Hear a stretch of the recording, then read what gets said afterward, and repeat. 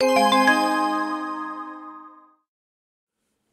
guys, welcome to part 10 of the Gravity Colors project here, the MP4-30 Ebbro kit. And this is going to be the final video that you see of the car. It is pretty much finished up. I got a few minor things to do that I'm going to cover with you here shortly. But let's just show you how she came out. I will have some, at the end of this video, some real nice slides that you can take a look at of the car. But as you can see, it's pretty darn nice with the gravity paint on there. I gotta give a shout out to Matte Meyer and Antonio Cavallero for supplying me the paint and guidance and just quick service that they always provide, and just the accurate color. A lot of guys are saying that the flakes on this are a little too big. I disagree. I think it's just right. You gotta consider scale effect here, guys. If they tried to do the actual flake a little finer than this, they would change the complete hue of the paint. So you gotta have, it's a trade-off basically. This paint and clear is available exclusively from gravitycolors.com, and I strongly recommend you try it. Their primers are great, their base coats are great, the clear is fantastic, it polishes out great as you can see in the videos. Let me give you a quick look at the bottom of the car. Now, I didn't go crazy in the bottom as far as getting rid of all the injection marks and all that, so sue me for that one because it's not going to be seen much. But I did try to do, based on the wrecked car, I believe it was in Australia this year, where our boy here, Alonzo, you know, pretty much is lucky he's alive after that crash. But that's the center plank, as they call it. Looks like wood, but it's not. It's a carbon fiber composite. So based on some really cool photos I saw on the net of the car broken up, kind of sitting on the side of the wall, I believe in Australia, I was able to go ahead and duplicate how it looked, scraped it up a little bit, made it look a little ugly underneath because these cars weren't pretty. They're not pretty underneath. One last thing I want to show you, though, that I'm going to do to the car is a little bit of Photo-Etch fastener detail. Now, when I built the car, I wish I had drilled all the little shallow holes all over the place where the actual, fasteners would have went on the body, but I didn't. So to kind of enhance those areas, I'm just going to use a little bit of Photo-Etch work here, and I've got some little Photo-Etch, as you can see. Not rivets so much, but they're little round like washers that I'm going to use for the body fasteners, and then some of the side wing fasteners in the back I'm going to use some bigger ones. Now, these are 1/12 scale rivets that go on 1/12 scale cars. Not for the body so much, but actually for some of the components on the engine and such that I used on my 641-2 Ferrari that I built a while ago. But I'm going to use this for the side, some of the side pieces on the back of the wing as well. Now, many people say, it's real tough to use super glue when you're adding these pieces because you got a one-shot deal at it. You got to dab the super glue on and put the washers on. I don't use super glue when I do Photo-Etch. Everything I use is in this little magic bottle, which is actually Future Floor Wax, or Johnson's Future Shine, I think, over in the European countries. Or Pledge is another name for this stuff, but I put it in a separate bottle so I don't have a giant bottle sitting at my desk, and it keeps nicer that way. This stuff is great to glue Photo-Etch on with. Now, I popped some of the rivets off of here, off the rubber backing. By the way, Photo-Etch bolts and stuff on rubber backing is the best way to go. The ones on the little Photo-Etch fret sheets, you always got that little nib on the edge, so I prefer to use the ones with the rubber backing. But basically, I got a photo over here of the real car, kind of a close-up deal, showing me the rivets or the body fasteners where they're at.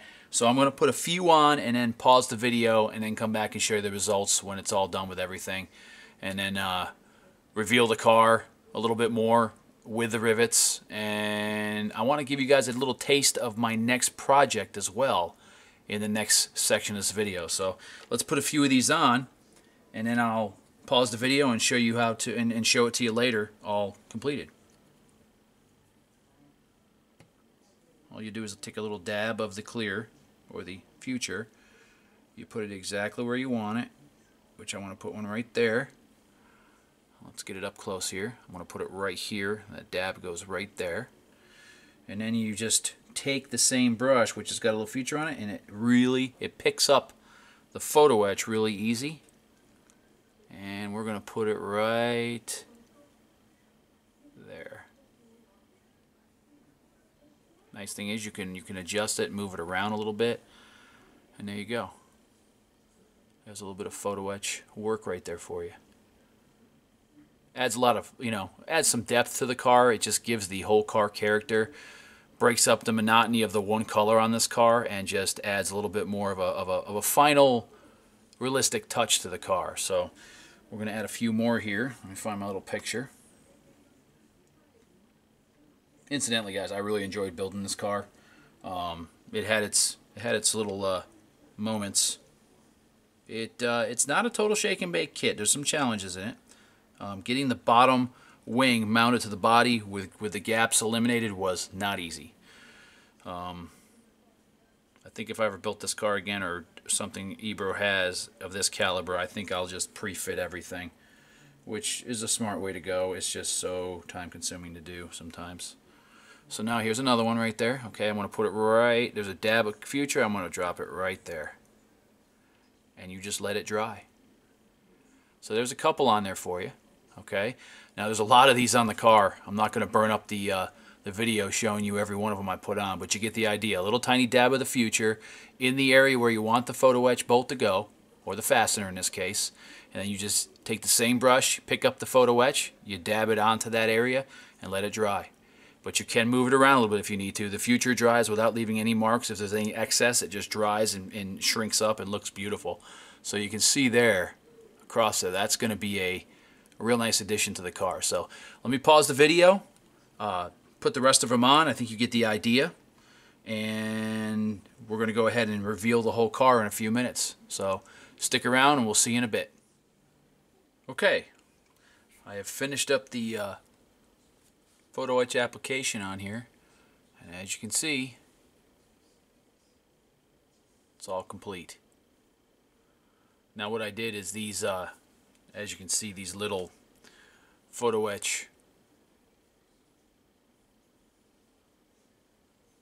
it's kind of tough to get the camera to bring them into view, but the these little photo etch washers obviously are hollow in the center. So to make them solid but still have that little indentation like the real rivets had, I just put a dab of Tester's lacquer silver with a real fine brush onto those areas. And I added it, like I said, in the back, on the back wing, I added some little larger photo etch rivets, or should I say bolts or fasteners, just to give the model, some more realism. It really adds a lot of depth to the car when you add these little photo etch rivets or fasteners that are on there.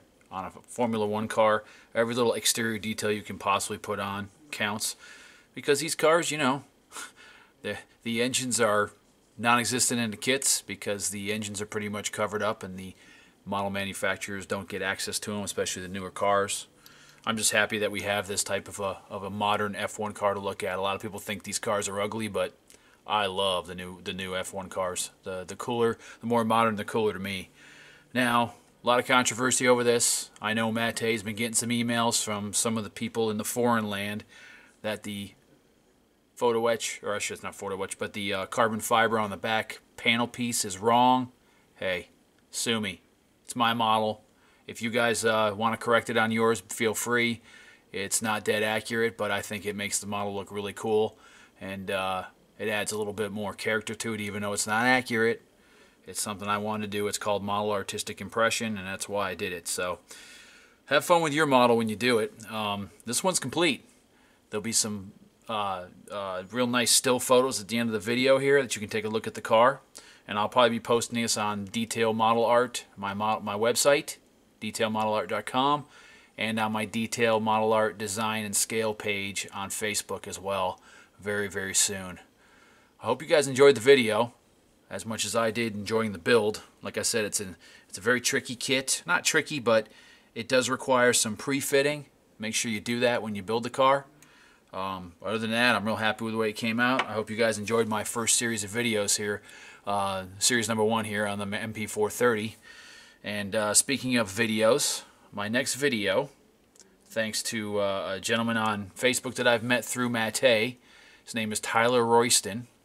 Pretty darn good builder, I think as well on Facebook if you've seen some of his work. But he is in love with the Gone in 60 Seconds Eleanor.